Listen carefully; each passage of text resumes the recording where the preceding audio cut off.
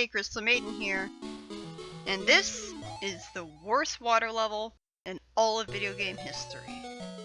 Now, you might think I'm exaggerating. You might think, there's no way this could be worse than Aqua Lake Zone. But it gets worse. Much worse.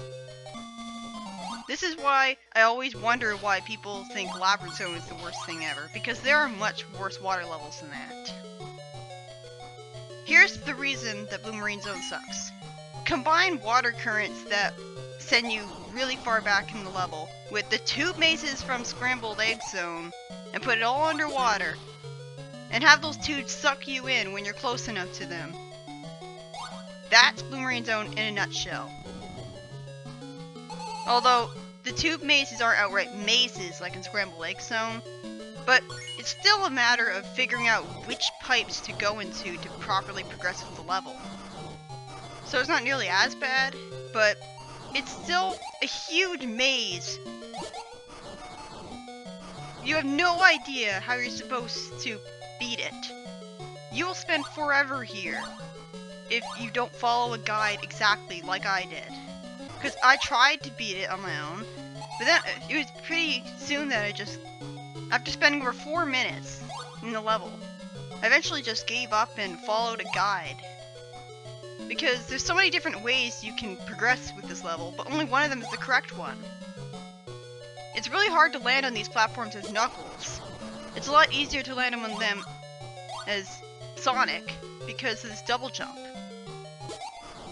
So you have to get into that pipe, and you can't be too high when trying to go into it, or else you'll be set all the way back by the current. And the music is really repetitive. It does a perfect job of conveying the atmosphere of dread that you're going to have playing this level. Like, I think the game is okay up to this point. Like, it's not horrible. Sonic Blast is definitely not the worst thing I've ever played. There are plenty of games in the classic era that are worse than it. It's only when you get to this level, and Silver Castle, which comes after it, which isn't horrible, but it's not very good either. It's only when you get to this point in the game when it really starts to fall apart. Just like in the previous Game Gear games, there are different effects depending on which signpost you get. Eggman gets you nothing. The ring gets you 10 rings, which is only really useful if you had 90 rings at the time, because then it gets you an extra life. But good luck getting that many rings in Sonic Blast when the levels are so short, or in this case, it's so easy to get hit.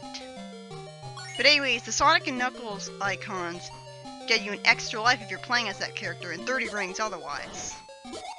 The Emerald icon gets you a continue. And Supersonic, because yes, there is a Supersonic signpost, gets you an extra life and 30 rings. Supersonic only appearance in all of the Game Gear games was as a signpost in Sonic Blast. Like, you never get to turn into Supersonic in the Game Gear games, which makes sense because you only collect 6 or 5 emeralds in those games. So, like, a lot of people try to say, oh, the 8-bit Sonic games aren't canon. Probably because they weren't as good as the Genesis games, and so they think that they're completely worthless as a result. Or maybe it's the whole Western bias against handheld games for some reason. And see, I spin dashed into an enemy and I immediately got out of ball form. But anyways, I don't see any reason not to believe that the Game Gear games aren't canon. There's nothing that contradicts the later or earlier games in them. If you transformed to Supersonic with 6 emeralds, then that would disprove them. And, oh, dick move! How are you supposed to not get hit by that crab? Because of the screen crunch, you don't know that it's right below you, so you'll fall into it helplessly.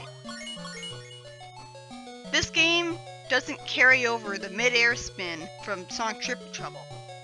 So, if you get launched off a spring, you can't press A in mid-air to go into ball form. And you also can't go into ball form after you've just been hit. And it would really, I I really wish you could go into ball form while you're falling, because that would make it a lot less likely that you would fall into crabs or octopus in this level, because that can easily happen. And see? I keep trying to get away from that pipe, but it sucks me into it. And I have to go all the way back. Just be grateful that I did so much editing for this. God, that's so annoying. I'm clearly standing on it, but only now it breaks. And you have to fall from it in a very specific way. And it's hard to tell exactly what way to fall because of the screen crunch. So you have to walk to the left after falling, and you won't know that until after you've fallen. I believe that when you're in the tubes, you have air. I've never actually drowned in the tubes, but again, I've only played this level once, so I don't know. See, the drowning timer disappeared. So you have air when you're in the tubes, which is really merciful.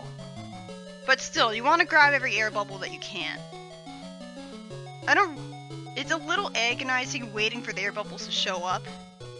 I don't feel like they take as long to show up as they do in the Genesis games. Also, there's no drowning music, just like in the previous 8-bit Sonic games. I don't really know why. I mean, seriously, did they think that chiptunes couldn't accomplish making it sound threatening? I disagree. But yeah, that's basically Blue Marine Zone. It's too much of a labyrinth, and so it's hard to figure out how exactly to progress. Occasionally it has screen crunch issues and very cheap enemy placement where you're guaranteed to fall into the enemies. It's hard to figure out where to go, and how are you supposed to know that you can get past that wall? That wall really doesn't look like you can just go past it like to the background. I went into the wrong pipe there. And I knew immediately there that I had gone into the wrong pipe. I was following Clement's Let's Play exactly, trying to get through this. But, you know, like I was looking at my emulator every other second, and then looking at his footage, so it's kind of hard to perfectly accurately follow along. Yeah. And the music that plays here will really start to get on your nerves. Like, the longer... You will always associate this music with the terrible time that you had playing this level if you play it and look back on it. You might have noticed that I was standing on that wall there. Well, that's because you can actually go through that wall, apparently. Not sure you're supposed to know that, other than pure chance, but there you go. You hit that blue button. Oh god damn it, I knew that I double jumped there. But anyways, you hit that blue button. It's a good thing that the platforms have such big hitboxes that they let you land on them. And you need to hit that blue button so that you can open up the gate blocking the way to the special ring. It's sort of like in Sonic 3 and Knuckles where you had to do a specific thing to unlock the special ring in Mushroom Hill Zone.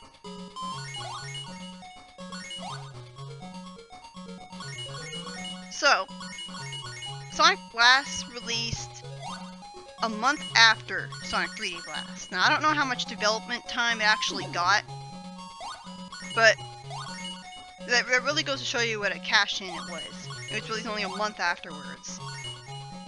The weird thing, and something that I find pretty fascinating, is that Sonic Blast was released on the games on the 5th anniversary of Sonic. There were 3 Sonic games that were released on the 5th anniversary. There was this game, Sonic the Fighters, and Sonic 3D Blast.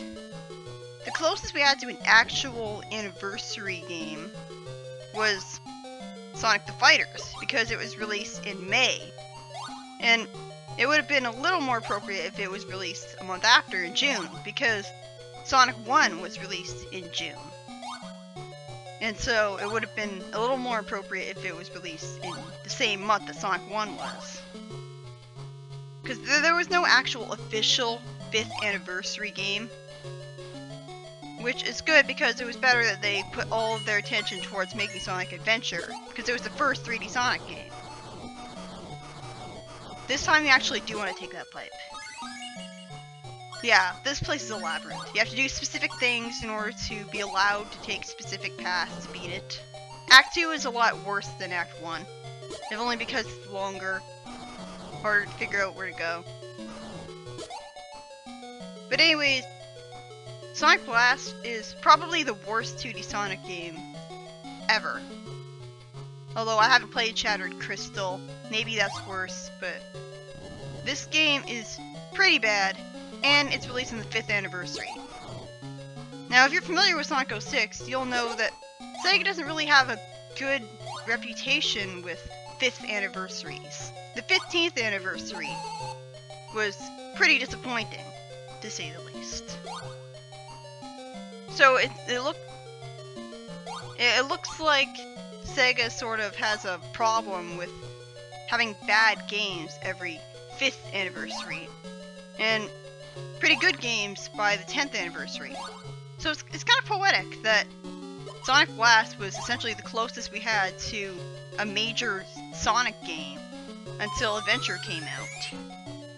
And it was the worst one that we had ever had at that point. It was sort of the 06 of the classic era. Although, I say sorta because it wasn't nearly as bad as Sonic Labyrinth. Sonic Labyrinth is what I consider to be the 06 of the classic era. Finally, I'm out of there. I was so relieved when I finally, I was stunned that I finally got past that level. I mean, I was following a guide, but still. There was a point where I had planned to never actually touch this game. But I decided, well, it's not the worst thing ever, it's perfectly playable.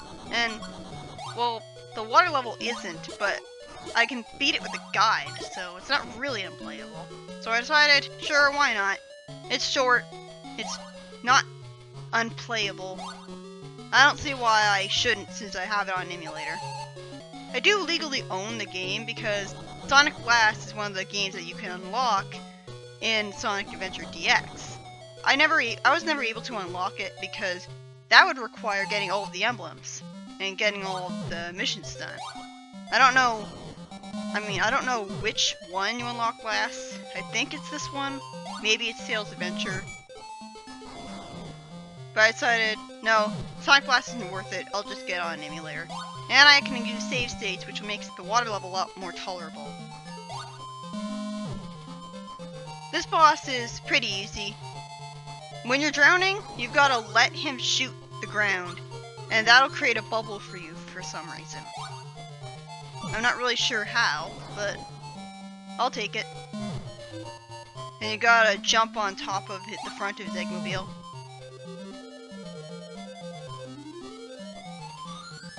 I think the bosses are the high point of Sonic Blast because they're what platform bosses should be. They're easy. They're simple to figure out.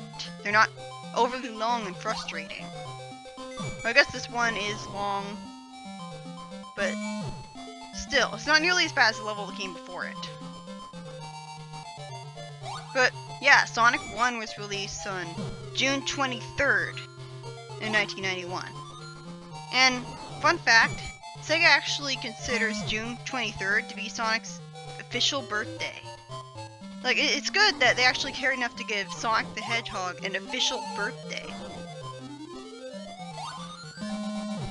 Because he's born in June 23rd, he's technically a Leo, which perfectly suits his personality. Leos are energetic and optimistic and overconfident, and so is he.